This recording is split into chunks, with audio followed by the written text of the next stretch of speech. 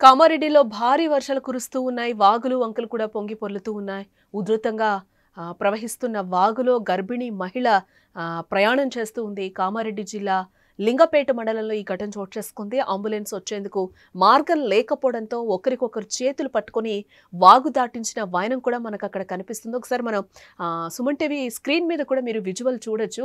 ఆ వాగు అయితే మోకాళ్ళ లోతు వరకు కూడా ప్రవహిస్తూ ఉంది. ఉధృతంగా ప్రవహిస్తూ ఉంది. ఇదే నేపథ్యంలో అక్కడ ఒక గర్భిణిని హాస్పిటల్‌కి తీసుకువెళ్లాల్సిన సిట్యుయేషన్ అయితే వచ్చింది. ఈ నేపథ్యంలోనే వాళ్ళందరూ కూడా ఆ వాగులో ఒకరికొకరు చేతులు పట్టుకొని కూడా ఆ వాగును దాటిస్తున్న వైనం అయితే అక్కడ కనిపిస్తూ ఉంది.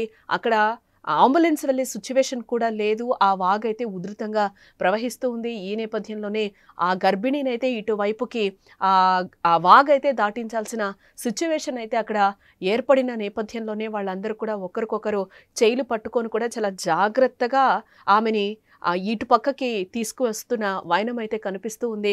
పురిటి నొప్పులతో బాధపడుతున్న ఆ గర్భిణిని ఉధృతంగా ప్రవహిస్తున్న వాగు దాటించి ఆసుపత్రికి తరలించడం అయితే ఆ కుటుంబ సభ్యులకు చాలా కష్టంగా మారినట్లు కూడా మనకు ఆ విజువల్ చూస్తే అయితే క్లియర్‌గా అర్థమవుతూ ఉంది. ఈ ఘటన కామారెడ్డి జిల్లా లింగంపేట మండలం బట్టిప తండాలో అయితే చోటు చేసుకుంది. 2 రోజులుగా కురుస్తున్న భారీ వర్షాలకు బట్టిప తండా ప్రధాన రహదారికి మధ్య ఉన్న వాగైతే ఉధృతంగా ప్రవహిస్తూ ఉంది. సరస్వతి అనే గర్భిణికి పురిటి నొప్పులు రావడంతో కుటుంబ సభ్యులు అంబులెన్స్‌కు సమాచారం అందించారు. బట్ వాగు ఉధృతంగా ప్రవహించడంతో అంబులెన్స్ వాగు ఒడ్డునే ఆగిపోయిన పరిస్థితి అయితే అక్కడ నెలకొంది. గ్రామస్తులు, అంబులెన్స్ సిబ్బంది ఒకరికొకరు చేతులు పట్టుకొని కూడా వాళ్ళందరినీ సరస్వతిని వాగు దాటించి కామారెడ్డి జిల్లా ప్రభుత్వ ఆసుపత్రికి అయితే తరలించడం జరిగింది.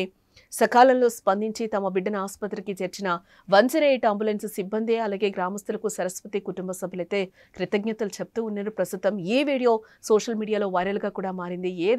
ఏదైనా జరగరానిది జరిగితే ఊహించని ప్రమాదమే జరిగేదంటూ కూడా కామెంట్స్ చేస్తూ ఉన్నారు.